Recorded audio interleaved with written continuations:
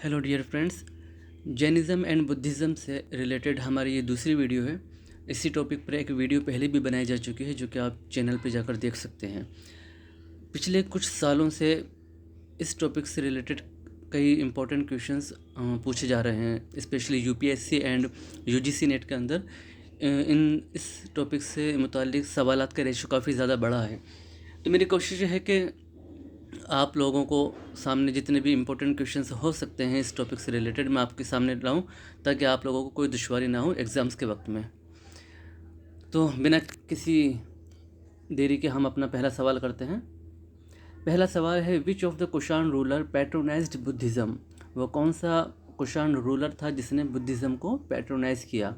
Option से है समुद्रगुप्त, विक्रमादित्य, कनिष्का या फिर कौटिल्य। तो option C is the correct answer, यानी कनिष्क वो रूलर था जिसने बुद्धिज़्म को पैट्रोनाइज किया था। बढ़ते हैं अगले सवाल की तरफ। अगला सवाल है, इन विच नक्षत्र भगवान अभिनंदनाथ तीर्थंकर वॉज बॉर्न? इसको अभिनंदन भी कहा, कहीं कहीं लिखा गया है, तो आप अभिनंदन अभिनंदनाथ दोनों याद रखिए। तो ये किस नक्षत्र में पैदा हुए थे? सतभिष नक्षत्र, धनिष्ठ, श्रवण या फिर पुनर्वास? So option D is the correct answer, यानी पुनर्वास नक्षत्र था जिसमें भगवान अभिनंदनाथ पैदा हुए थे। Let's move into the next question. Vardhaman Mahavir the 24th Tirthankar of Jainism was born at and died at? तो भगवान महावीर जो कि 24वें तीर्थंकर है, वो कहाँ पैदा हुए और कहाँ उनकी मृत्यु हुई? ऑप्शन है Vaishali and Rajgriha, Kushinagar and Pava, Kundagrama and Pava, Kashi and Champa. आसान सवाल है। Okay, so option C is the correct answer, यानी भगवान महावीर कुंदग्राम में पैदा हुए थे और उन पावा में उनकी डेथ हुई थी। Next question is, during whose reign did the Gandhara school of art blossom? निम्नलिखित में से जो रूलर्स हैं उनमें से किसके दौर में गंधारा आर्ट फला फूला, उसने तरक्की की? हर्षा, अशोका, कनिष्क या फिर चंद्रगुप्त द्वितीय? Option C is the correct answer, यानी वो कनिष्क का दौर था जबकि गंधारा स्कूल आर्ट अपने तरक्की पर था और काफ़ी फल फूल रहा था। इसके अंदर हेलेनिस्टिक इन्फ्लुएंस भी इसके अंदर नज़र आता है गंधारा स्कूल आर्ट के अंदर। Which of the following teachings was given to people by Rishabhanatha before starting of an era? भगवान ऋषभनाथ के ज़रिए वो कौन सी टीचिंग, वो शिक्षा कौन सी थी जो उन्होंने दी थी? कृषि, मासी, आसी या फिर ऑल ऑफ द अबाव, सभी?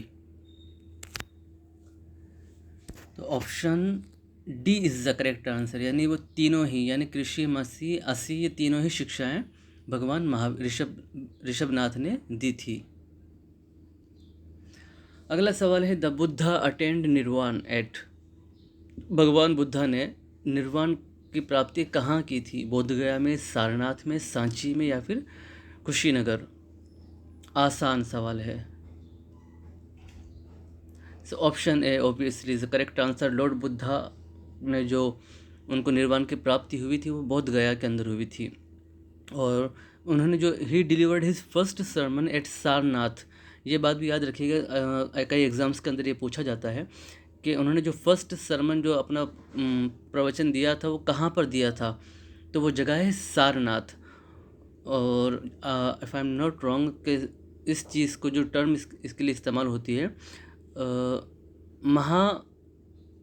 महाचक्र परिवर्तन, आई थिंक इसी तरह के कोई टर्म है जो फर्स्ट सरमन के लिए, धर्मचक्र परिवर्तन वो टर्म यूज़ होती है इसके लिए, फर्स्ट सरमन जो उन्होंने सारनाथ में दिया था। आफ्टर विच तीर्थंकर भगवान शंभवनाथ पैदा हुए थे?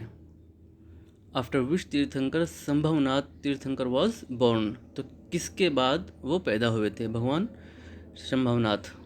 ऋषभनाथ, अजितनाथ, अभिनंदन या फिर Padma Prabhu? So option B is the correct answer, यानी अजीतनाथ फिर उसके बाद पैदा हुए थे भगवान Sambhavnath.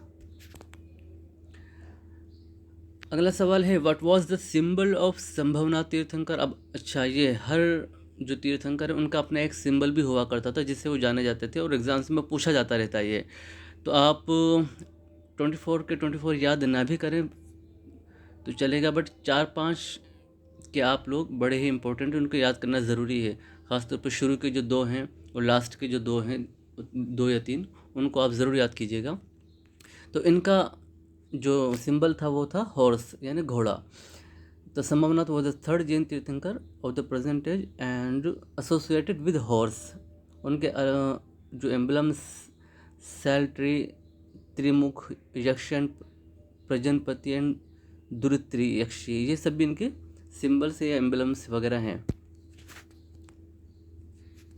The famous Indo Greek king who embraced Buddhism was, वो कौन सा मशहूर किंग था जिसने बुद्धिज़्म एक्सेप्ट किया था।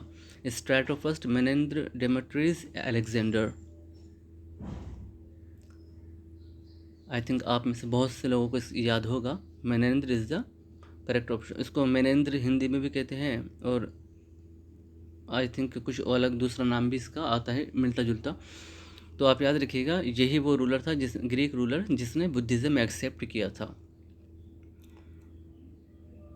The Buddha has been eulogized as an ocean of wisdom and compassion in Buddhacharita, Jataka Tales, Amarkosh, The Light of Aisa.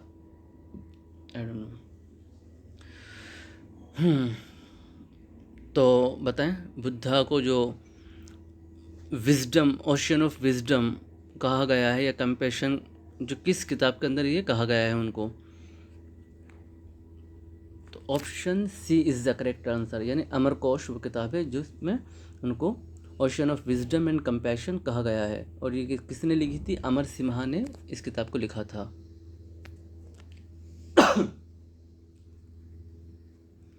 अगला सवाल है, a collective term used by the Jains for their sacred books is prabandhas, angas, nibandhas या फिर चरितीस।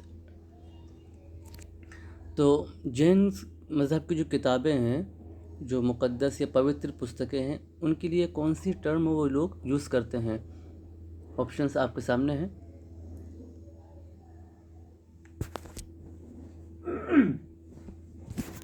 तो option B is the correct answer, यानी अंगाज कहा जाता है। और ये 12 अंगाज, 12 अंगाज बहुत फेमस है उनकी किताबें जैनिज़्म के अंदर।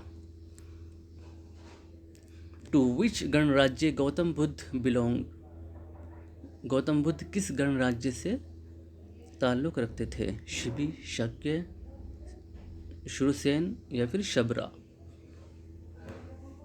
सो option B is the correct answer, यानी गौतम बुद्ध एक क्षत्रिय परिवार में पैदा हुए थे और उनका जो ताल्लुक़ था वो शाक्य क्लैन से था।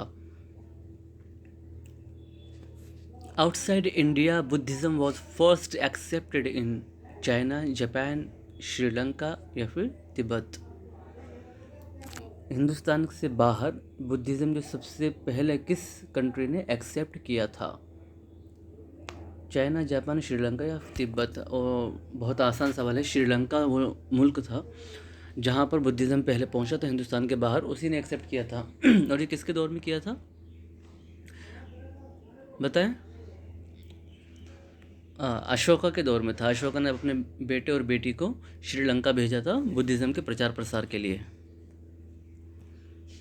विच among the following is the great Buddhist work consisting of dialogues between the Indo Greek Menandra and the Buddhist philosopher नागासेन।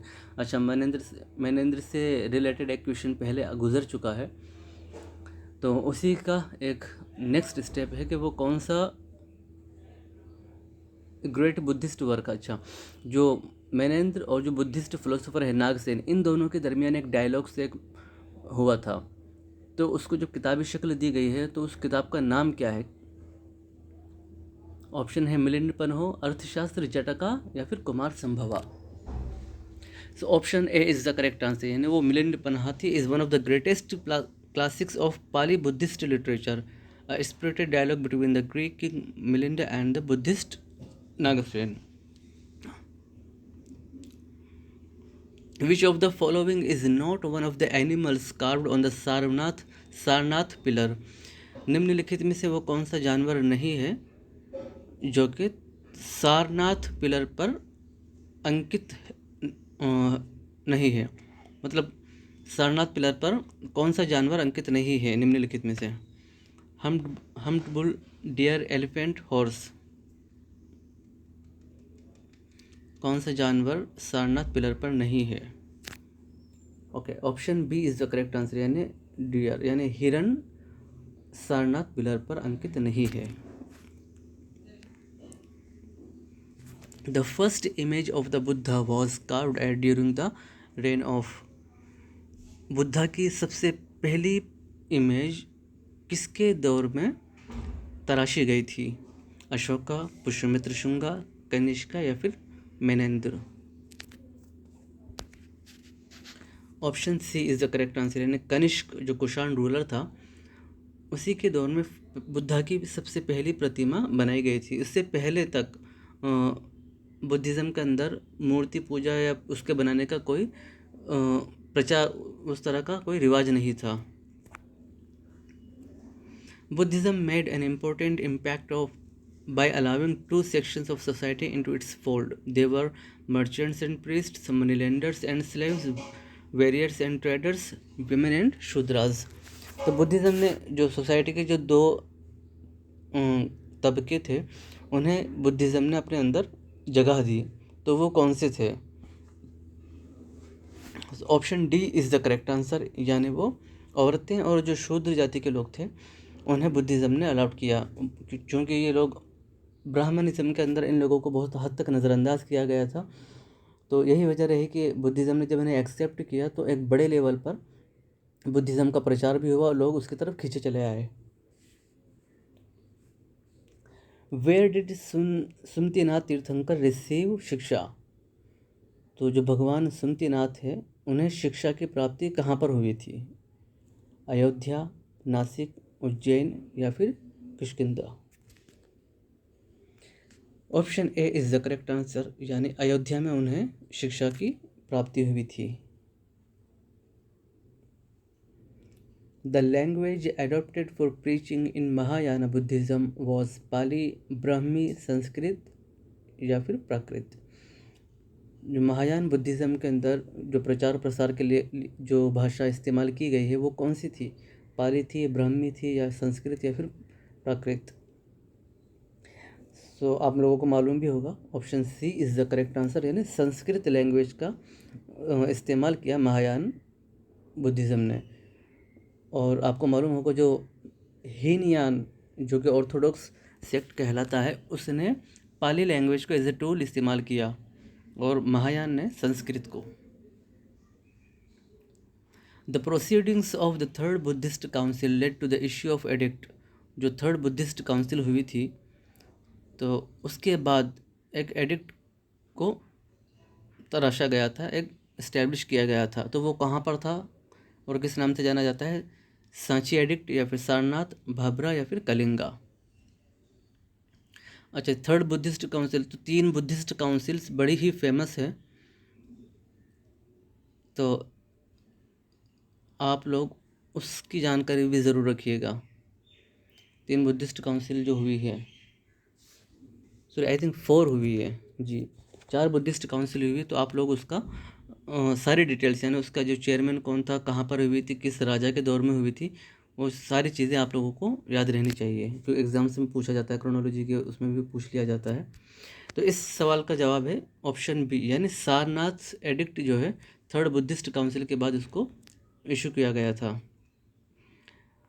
तो यहीं पर हमारी वीडियो ख़त्म होती है। Thanks for watching. आप लोग इस चैनल को ज़रूर लाइक करें एंड सब्सक्राइब करें, और जो कुछ भी आप लोग चाहते हैं कि जिस टॉपिक से रिलेटेड मैं क्विज़ की वीडियो बनाऊं, आप लोग उसको कमेंट सेक्शन में ज़रूर लिखें। मेरी कोशिश है कि अभी नेक्स्ट वीडियो इसी टॉपिक से रिलेटेड यानी जैनिज़्म और बुद्धिज़्म ही से रिलेटेड 1-2 वीडियो और बनाऊं, ताकि जो कुछ सवालात रह गए हैं उन्हें भी मैं कवर कर सकूं। Thank you again.